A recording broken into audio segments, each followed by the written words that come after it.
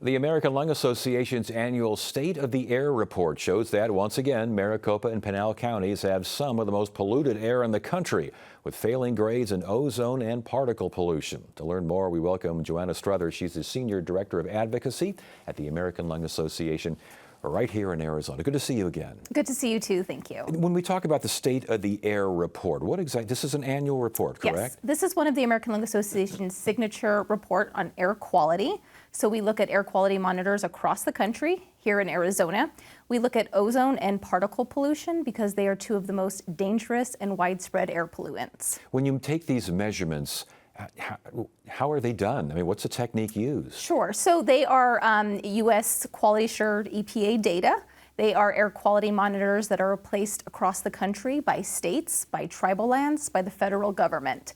So they're owned by states and the federal government as well as tribal. So when we say the Phoenix area, we'll talk Maricopa County here in particular, it's bad for it. We'll get to the numbers here in a second. How many devices were put in how many different places to get that measurement? Sure. So in Arizona, actually across the country, there is a lack of air quality monitors. About 1/3 of the country has air quality monitors. So very few, unfortunately. And some of those air quality monitors don't monitor all air pollutants. Some will monitor ozone, some will monitor particle pollution, but clearly there's definitely not enough air quality monitors. But do you have a rough number? I mean, are there 10, are there 15, are there 3? How many do you think are in Maricopa? Not sure? Yeah, I unfortunately do not have a rough number. Okay, so the Phoenix metro area, 4th worst in ozone pollution. Is that a surprise? It is a little bit. So in this year's report, we saw more days when air reached unhealthy levels for ozone. Phoenix, now ranking 4th most ozone polluted city in the country. Last year we were 5th, so we are getting up those rankings. What is ozone? Define ozone for us. Sure. Ozone, or also known as smog, is volatile organic compounds mixed with nitrous oxides.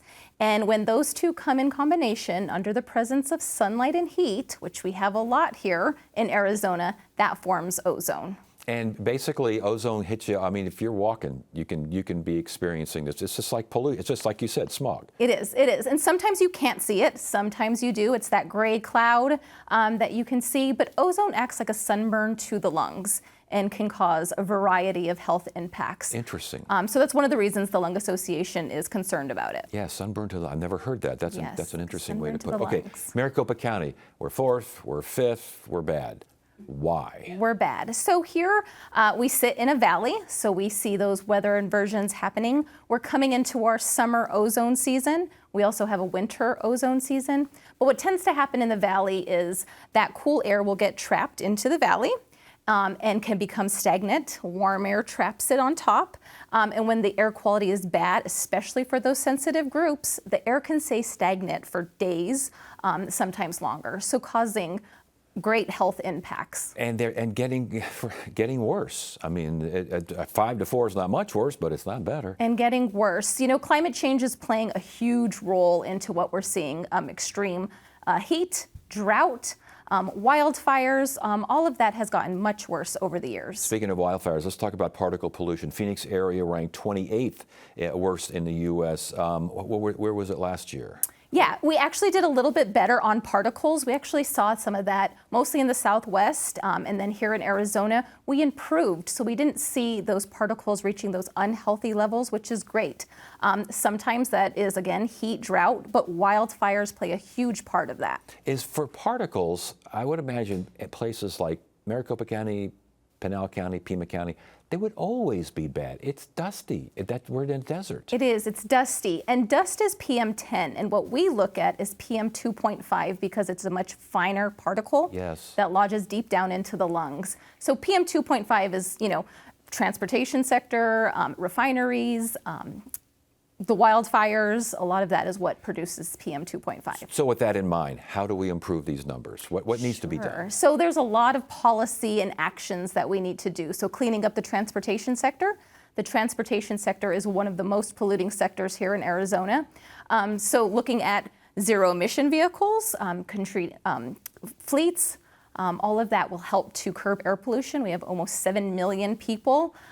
So combining rides, telecommuting, taking ride shares will definitely help to clean up some of that air pollution. And the viability of these alternatives. I mean, are these things that can be done? If the will has got to be there, I mean, first, I mean, we can talk about that forever, but is it viable to make these changes to get those numbers improved? It is.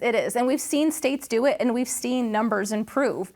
So we have to do more. We know that there was great, from the Inflation Reduction Act, the Biden administration made huge impacts to reduce climate pollution.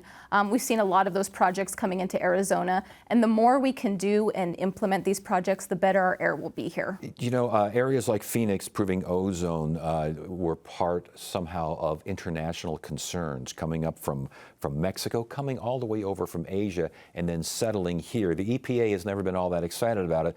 The new EPA seems more interested in that, and perhaps rescinding some air pollution guidance. That concern you? It does. It really does concern us. The EPA is vital to some of the work we do. It's vital, their staff and their programs. If we don't have the EPA and programs, we won't know what's in the air that we're breathing. Yeah. So what do we watch out? I mean, how do we know we're on the right track in terms of getting these numbers better? Yeah, I think just putting policy in action, it's going to take time. Won't happen overnight. We're talking about decades of work that we have to do to really combat our climate pollution that we have here. All right, Joanna Strother. Electric vehicles must make you awful happy, though. It does. Electric vehicles, if people are interested, way to go. Definitely helps to curb air pollution. Joanna Strother, American Lung Association, right here in Arizona. It's good to see you. Thanks for joining us. Thank you for having me.